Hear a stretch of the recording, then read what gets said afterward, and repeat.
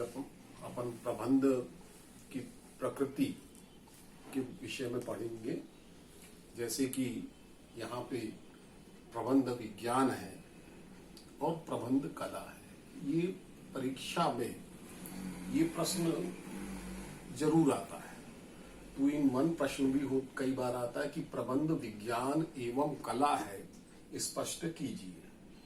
तो ऐसी स्थिति में 5 नंबर का यदि प्रश्न आया तो ये दोनों चीजें हमारे को वहां पर बतानी पड़ेगी। ठीक है। अब प्रबंध विज्ञान है, अब हम इसे किस तरह से समझें कि प्रबंध विज्ञान है। बोले साहब प्रबंध विज्ञान कैसे है? प्रबंध विज्ञान के रूप में विज्ञान का मतलब होता है ज्ञान की वह शाखा जिसमें किसी भी विषय का क्रमबद्ध और तर्कपूर्ण तरीके से अध्ययन किया जाता हो। अब यहां समझे हम, क्रमबद्ध माने 1 to 1 स्टेप। तर्कपूर्ण का मतलब क्यों, ऐसा क्यों हुआ, किस कारण से हुआ, कैसे हुआ, ये प्रश्न जब लग जाते हैं तो तर्कपूर्ण अध्ययन हो जाता है। क्लास 10th में आपने विज्ञान की पुस्तक में पौधे प्रकाश संश्लेषण से ऑक्सीजन छोड़ते हैं, वो प्रयोग किए। उस प्रयोग में आपने एक निश्चित क्रम था कि पौधा लेना है, उसके ऊपर से फिर बीकर एक ढांकना है, कुछ देर तक के ढांके रन देना है ना। वो ऑक्सीजन लेगा और कार्बन डाइऑक्साइड छोड़ेगा। ये एक क्रम उसमें दिया हुआ है और फिर हम उसको सिद्ध करके भी दिखाते हैं। ठीक उसी तरह से प्रबंध को भी विज्ञान के रूप में परिभाषित किया गया है कि प्रबंध में को विज्ञान के रूप में कैसे परिभाषित किया गया है। तो उसमें बताया गया है कि प्रबंध में क्रमबद्ध अध्ययन किया जाता है। क्रमबद्ध अध्ययन कैसे किया जाता है? निस निस अनिस जो मैंने आपको बताया था वो क्रमबद्ध अध्ययन चलता है। निश्चित सूत्र एवं सिद्धांत, इसके सूत्र एवं सिद्धांत जो हैं बिल्कुल निश्चित हैं, वो बदलते नहीं है। जैसे टेलर का सिद्धांत है, फ्योल का सिद्धांत है, लुंडी का सिद्धांत है, ऐसे अनेक वैज्ञानिक हुए जिनके सिद्धांत हैं और वो बदलते नहीं है, हर जगह लागू होते हैं।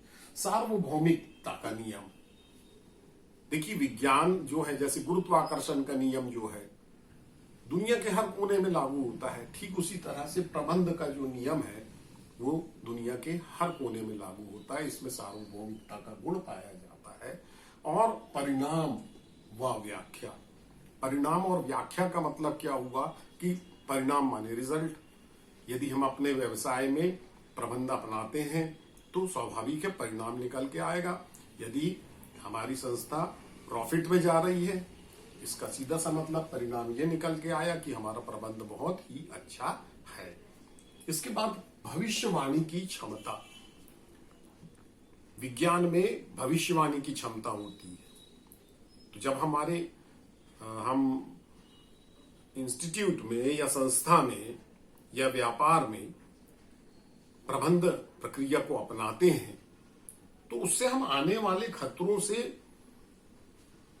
वाकिफ हो जाते हैं। हमें पता लग जाता है कि क्या खतरे आगे आने वाले हैं और उन खतरों से हम कैसे निपटेंगे। तो इसमें भविष्यवाणी करने की भी क्षमता होती है कि नेक्स्ट ईयर हमारे जो प्रॉफिट है वो गेन करेगा या नहीं करेगा, ये बात का पता लग जाता है। चूंकि ये सारी विशेषताएं प्रबंध में पाई जाती है, इसलिए प्रबंध को विज्ञान माना जाता है।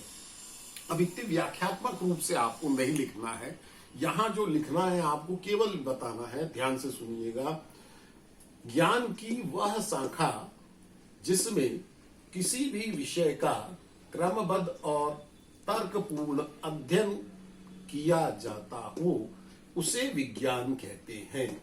विज्ञान में निम्नलिखित विशेषताएं होनी चाहिए।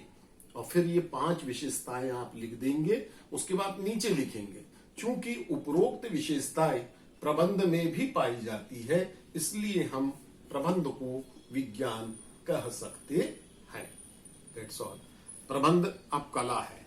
जैसे नृत्य कला होती है, मूर्ति कला होती है, मूर्ति में मूर्तिकार एक मूर्ति बनाता है, एक रचना करता है, ठीक उसी तरीके से प्रबंध जो है उसको भी कला माना गया है। तो कला क्या होता है, तो यहाँ क्या लिखना है आपको, यहाँ बताना पड़ेगा कि कला से आशय वह सर्वश्रेष्ठ विधि जो कम से कम लागत में श्रेष्ठ उत्पादन करने का तरीका बतलाती हो, उसे ही हम कला कहते हैं।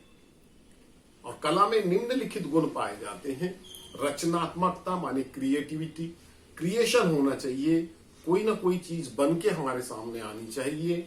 श्रेष्ठ विधि माने हमारे यहाँ मेथड जो है वो बेस्ट क्वालिटी की होनी चाहिए। ज्ञान और अनुभव, जब लगातार हम उस कार्य को करते चले जाते हैं तो हमारे अंदर का ज्ञान भी बढ़ता चला जाता है और अनुभव भी बढ़ता चला जाता है।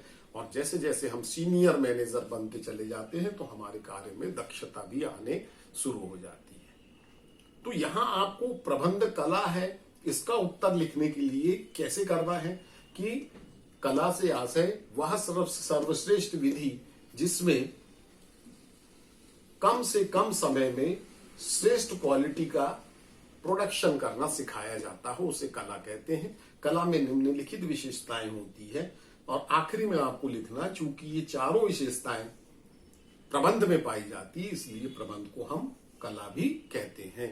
और कला और विज्ञान वाला प्रश्न एक साथ आ गया 5 नंबर में। पहले ये बता दीजिएगा ऐसा लिख के, फिर ये बता दीजिएगा और नीचे फिर लिख दीजिएगा, चूंकि प्रबंध में विज्ञान और कला दोनों के गुण पाए जाते हैं, इसलिए प्रबंध विज्ञान एवं कला है। नमस्कार।